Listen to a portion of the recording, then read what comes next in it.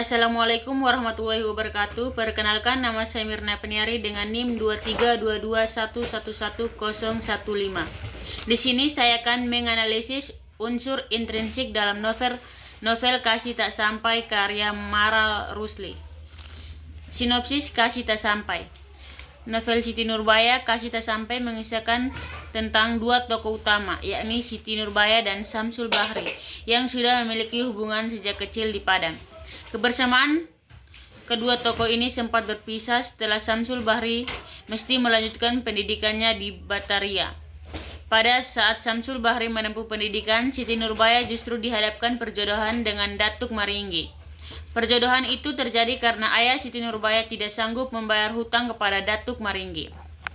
Tema di sini ada dua tema, yaitu tema 1 percintaan, yang dimana menceritakan tentang kisah cinta antara Siti Nurbaya dan Samsul Bahri yang menyedihkan dan berakhir tragis.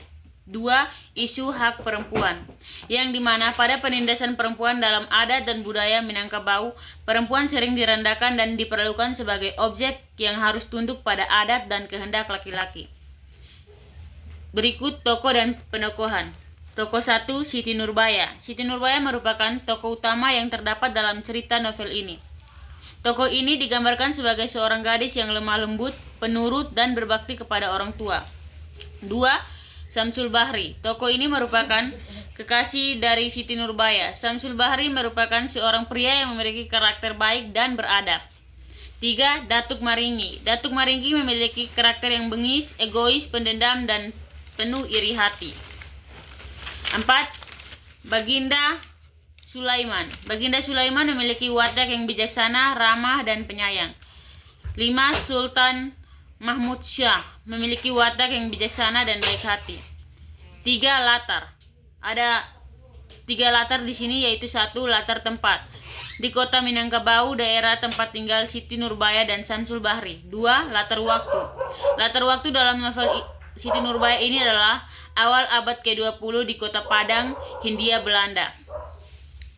3. Latar sosial. Novel ini menggambarkan tentang kehidupan masyarakat Minangkabau, termasuk adat dan istiadat yang kaku dan perlakuan tidak adil terhadap kaum perempuan. 4. Alur. Novel Siti Nurbaya menggunakan alur maju yang mengisahkan konflik antara Siti Nurbaya dan Datuk Maringgi akibat ulah ayah Siti. Konflik berakhir dengan kematian Siti dan kematian Datuk Maringgi dalam pertempuran melawan Samsul Bahri. 5. Sudut pandang. Dalam novel ini menggunakan sudut pandang orang ketiga. Hal ini dibuktikan dengan adanya kata ganti dia. Mereka yaitu tokoh-tokoh yang ada dalam cerita tersebut.